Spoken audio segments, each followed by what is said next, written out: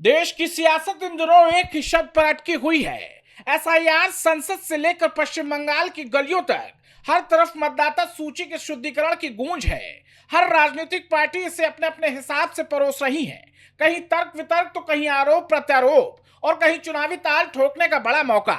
लेकिन इस कोलाहल के बीच एक चेहरा सबसे ज्यादा चर्चा में है, ममता दीदी। बंगाल की मुख्यमंत्री ममता बनर्जी लगातार मतदाता सूची के शुद्धिकरण के खिलाफ सड़कों पर विरोध करती हुई नजर आ रही हैं। वहीं कूच बिहार के 2 दिन के दौरे पर पहुंची ममता बनर्जी ने प्रशासनिक बैठक में जो कहा, उसने एक बार फिर पूरे विवाद पर आग में घी डालने का काम किया है। उन्होंने पुलिस अधिकारियों को सख्त निर्देश दिए हैं कि कूच बिहार बॉर्डर जोन है, कानून व्यवस्था किसी भी हालत में ढीली नहीं पड़नी चाहिए। लेकिन साथ ही उन्होंने एनआरसी नोटिस और सीमा सुरक्षा पर केंद्र सरकार को कटघरे में खड़ा कर दिया।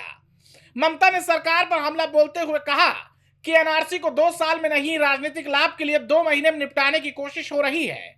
एजेंसियां पक्षपात कर रही हैं और इसका गंभीर परिणाम हो सकता है। उन्होंने अधिकारियों से प्रोएक्टिव होने की अपील की है, लेकिन यह भी कहा है कि हिंसा नहीं चाहिए, डरपोक मत बनिए, बस सतर्क रहिए। ममता दीदी यही नहीं रुकी, उन्होंने मन से यह भी ऐलान कर दिया कि मेरी आखिरी सांस तक बंगाल में कोई डिटेंशन कैंप नहीं बनने दूंगी। यहाँ का हर नागरिक सम्मान के साथ जिएगा। इसके अलावा उन्होंने कहा कि बंगाली बोलने वाले लोगों को बांग्लादेशी के रूप में टैग करना गलत है। उर्दू बोलने वाले लोग पंजाब, यूपी और बिहार में भी हैं, बंगाल में भी उर्दू बोलने वाले हैं। इसे इतिहास के संदर्भ में देखा जाना चाहिए। ममता ने, मैं किसी को भेदभाव नहीं करने दूंगी, मैं भेदभाव रोकूंगी, हम बांग्ला की रक्षा करेंगे। लेकिन सवाल यह है कि क्या यह वाकई नागरिक अधिकारों की लड़ाई है या फिर अपने कोर वोट बैंक को साधने की कोशिश?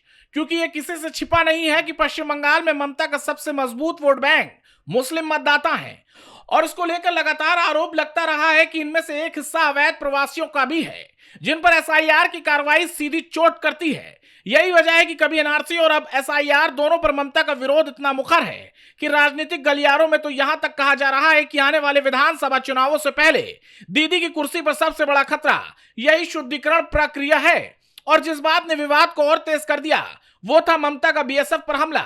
सीमा सुरक्षा बल का नाम लिए बिना उन्होंने आरोप लगाया कि कुछ अधिकारी लोगों को गलत तरीके से सीमा पार भेज रहे हैं। उन्होंने उदाहरण दिया कि सोनाली खातून का जो गर्भवती होने के बावजूद बांग्लादेश भेज दी गई और सुप्रीम कोर्ट के दखल के बाद वापस लाई गई। ममता ने कहा कि हम महिला को वापस लाए, लेकिन उसके 4 परिजन अभी भी उधर हैं, जबकि उनके पास वैध दस्तावेज हैं। अब इन आरोपों के बाद बड़ा सवाल खड़ा होता है कि क्या ममता बनर्जी सुरक्षा एजेंसियों पर उंगली उठाकर देश की सीमा सुरक्षा को कटघरे में खड़ा कर रही हैं या फिर वो एसआईआर के बहाने अपने वोट बैंक की ढाल मजबूत कर रही हैं?